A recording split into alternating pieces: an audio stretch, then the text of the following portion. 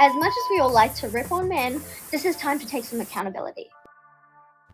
White people, why is it that y'all don't like hearing about all the horrific things white people did during slavery and after slavery? Does it make you feel some sort of way? I just want to know. All right, so in 1860, I want you to guess how many white individuals owned slaves. Like what percentage of white people in the US owned slaves? Across the entire white population in the US in 1860, 1.4% of individuals owned slaves.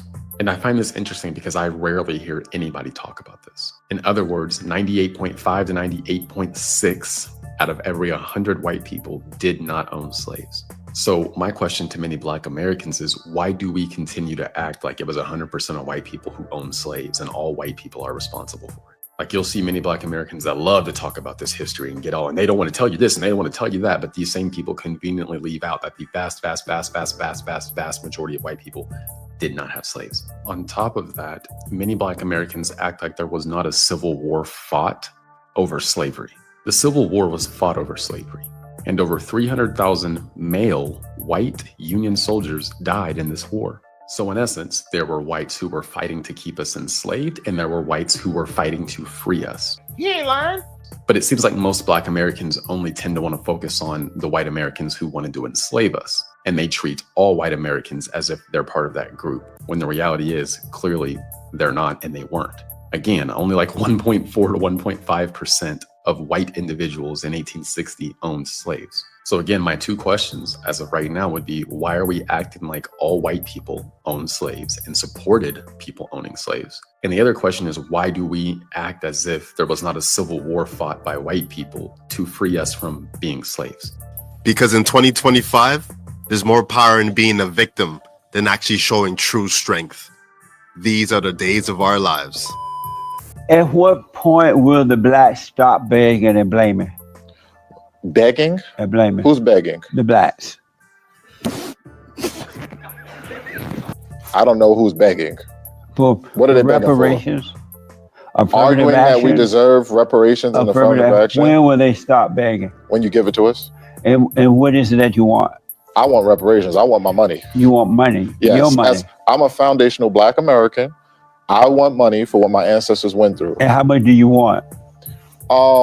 You could give me, I'll speak for myself. I think give me between 300,000 to $1 million. Y'all smoking crack.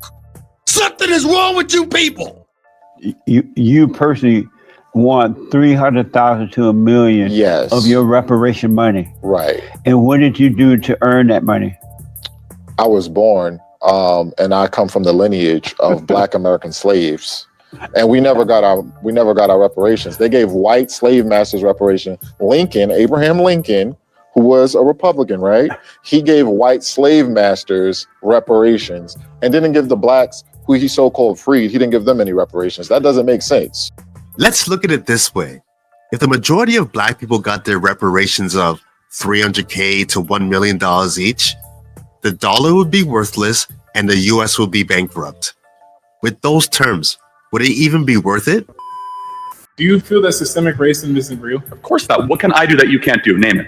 Okay. No, seriously. What can I do that you can't do? That's a slippery slope. No, it's not. I don't know why. Very simple. No, because back in 1940, you would have been able to answer that question. Well, Charlie, there's a bathroom over there that I can't go to. There's a major league team. I can't walk into the grocery store and get the same looks that you do. I walked into Brookshire Brothers a couple of weeks ago and I was looked at. That's an insanely hyper paranoid way of living life. That's not evidence, right? It's a real example. By the way, if I walk into a Black neighborhood, I get bad looks too. Okay, so I don't know what's a contention. Because the way you treat our culture and the way you perpetuate. Hold on. The way we treat your culture, we have gone to such great calisthenics and ridiculous gymnastics to prove that we're not racist. In fact, it's the worst thing that you could be called in America. We had George Floyd 2020. We had hundreds of millions of dollars given to Black Lives Matter. I don't know where that money went. Did it improve? And we actually do know where it went, actually. But going back to your main contention, when you practice DEI, You are rewarding bad culture. You even acknowledge it. You are saying that someone should be there based on the color of their skin. We say skin color doesn't matter. If you want that position, work harder, study harder, and then you might be able to get that position. When we're forced into underfunded communities where schools are based off of property value. Well, actually, school choice is now the law of the land here in Texas, okay, so that's not correct. Secondly, do you just expect a single parent home to pick up and move into some rich neighborhood? Let's go back to why are they the single parent home? And that because the hundreds of years. Do you believe in the maxim or the belief that you should take responsibility for your decisions? It's not just one person's decision. It's so much deeper than that. You have to tell me then, why do Jews do so well? Holocaust didn't impact their material worth. How did Asians do so well? And by the way, even more so, why are Hispanics getting so much wealthier? If we were so racist, why are Hispanics all of a sudden gaining income the last 20 years? There's something. A difference in culture. How else is your future as a man in America, not a black man, how is your future somehow restricted by racism? My natural hair is seen as unprofessional when I go into an office or walk around in certain places. People just assume you are automatically the worst of the worst. You're a victim. There we go, CSI. Solely because we don't think that. You think you like 10 times because now. you think you know what white people think, and you don't. I don't know what white people think. Then why do you keep on saying you know what white people think? Because I've seen it. I'm not you've saying seen our thoughts? I've seen what people have done to me and people who look like me around the world and around in America. How? You are here in the wealthiest country ever, yes, at an amazing university with all the opportunity imaginable in front of you, and all you want to do is look backwards at everything that prevented you when you are a glaring example that there is no systemic racism and you can actually achieve your wildest dreams. I never said that. This culture is affecting to this day. Do you know black Americans are the richest black people on earth? What statistic is that? I need you to pull that up right now. You can. Black Americans per capita on average. Can you pull that up? I'm hosting an event right now. I don't know what to tell you. Even the poorest people in America are in the top 5%, the top 2% of wealth around the world. And so my whole belief is stop acting like you're a victim and start making better choices. Not acting like a victim, bro. This is not a victim mentality.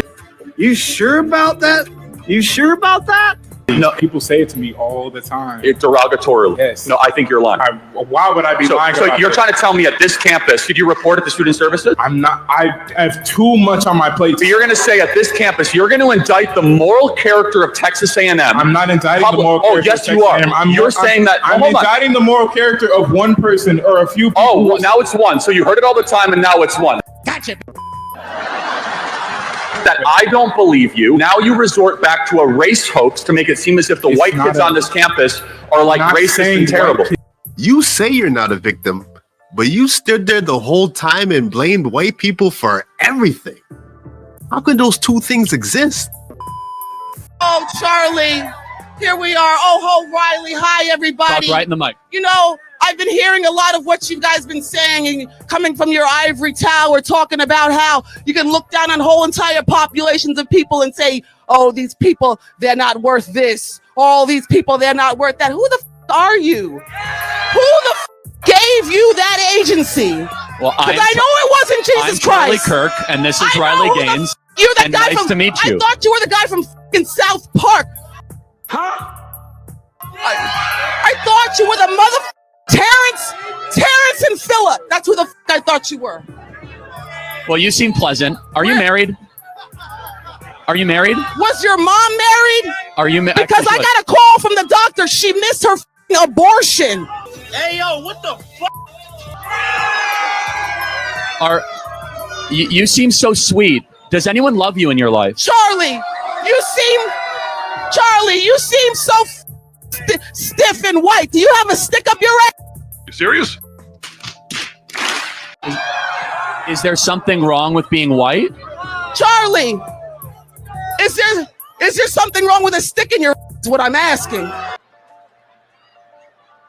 Nasty bitch.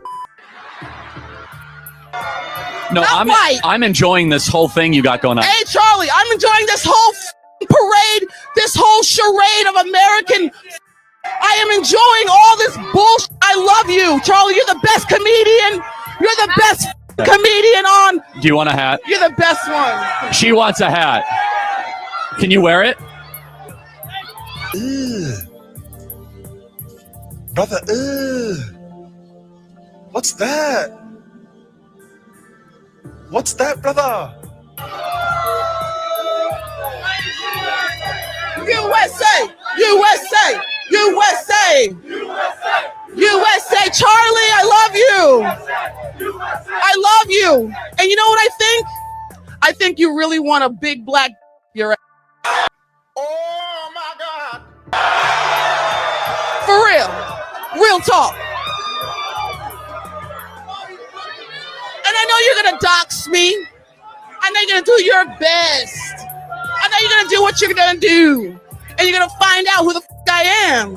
And it's gonna be fun. Is that a threat? No, when you dox me. Are you threatening me? When you dox me. When you dox me. You mean when I put you on the internet? Yeah, no one's right. Which will happen. And all your clowns dox me. Guess what you're gonna find out? What am I gonna find? You'll see. What does that mean? You'll see when you dox me. Are you threatening me? When you let me help you. I know you're a Republican, so let me make this clear. When you figure out, when you investigate who the I am, what you're gonna find out is who the I am. Okay. Hey, Charlie, she sure does seem fixated on your ass. If I were you, I'd watch out. How do you define like white privilege? How would you define white privilege? Like getting better access, more opportunities because of your skin color, or like because you're white, I guess. What system in place right now gives white people an advantage over black people? I feel like it's less like a system, like institutions, and more just like day to day, like how people act. No, I hear what you're saying because Yeah. I think a lot of people share that same sentiment. Right. I just think that it's more of a feeling than a reality. I think that if you look at majority of people, they're not going to treat a black person any different. Do you believe that any of your professors here on campus, does any of them discriminate against you on your grades, the way they teach? Do they treat you any different in the classroom? No. Most people's experience is like yours, but yet they feel like somebody else may be experiencing discrimination. Okay. And I would argue that it's propaganda more so than reality. She feels oppressed, but can't point out why. If that's not propaganda distorting reality, then I don't know what is. Yeah, I am racist. Are you serious? Or are you? 100%. Stop it. Get some help. So you just don't like white people as a whole? No, I don't. I grew up in the South. I live in North Carolina, and it's just like the worst thing to be, really. Isn't it? Should we be judging people based on the content of their character and Yeah. not the color of their skin? No, you need the color of skin is very important. Bruh. Yeah. Okay, so the reason why I'm talking to people about this, you guys, really quick. By the way, do you agree with her? Yes, she does. I have a black son. I don't want my son come home with no white woman. Nani? At all. He know better. Do you tell him that? Yes. How old's your son? 21. And he's not allowed to date. Not he could date who he want, but they can't come in my house, and I'm not gonna have no parts of it. I don't want no mixed babies. I want a black baby grandchild. That's what I want. Yeah. But other people could do whatever they want to do. Really quick, do you mind if I one more question? The reason why I'm asking this question is because there's a recent poll that was released, and it asked that question: do you agree or disagree with that statement? It is okay to be white? Only 53% of Black Americans said yes to that poll. Does that surprise you or no? No. Black people are really racist. Is that okay? Yeah. You seem to disagree with her. I feel like it's not okay to be racist, It is okay to be racist. but white people have made it where it's so easy to be racist. Here we go again. White people has put that foundation down, and it's just normal. Are you scared of me? Damn, I feel bad for her son. If this is how she feels about race relations, I can only imagine what else she could have taught him. You know, more and more Black people are starting to speak up. They're starting to speak up on the community. And I don't blame us because we tired.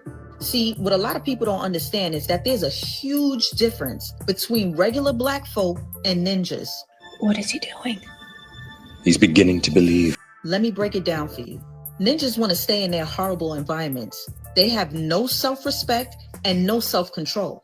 They go around unaliving, essaying, stealing, robbing. They don't care about each other. They don't take care of their neighborhoods. And they definitely don't take care of themselves. They don't care about their appearance. They outside loud and obnoxious.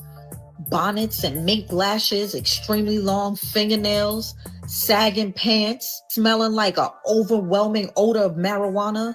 And of course they the victim. They still complaining about something that happened 400 years ago, way before their time, way before their parents' time, way before their great-grandparents' time, way before their great-great-great-grandparents' time. Need I go on? And then we got regular Black folk. We take pride in our community. We are hardworking, ambitious individuals who definitely want to be segregated from all that nonsense. Our demeanor and our appearance speak volume. We understand that there's a time and a place for our behavior. And most of all, we respect one another. We are not victims. We are the ones without our Black card. So yes, Black fatigue is really real. And she's right. We can all agree that there's Black people and then there's ninjas. Two entirely different type of people.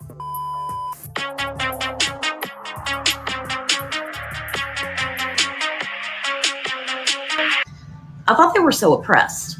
If they're so oppressed, then how can they get on this app and spout racism openly and it be celebrated and praised by the people that they actually hate? Doesn't sound like they're so oppressed to me. Let a white person come on here and do this about Black people. What do you think will happen?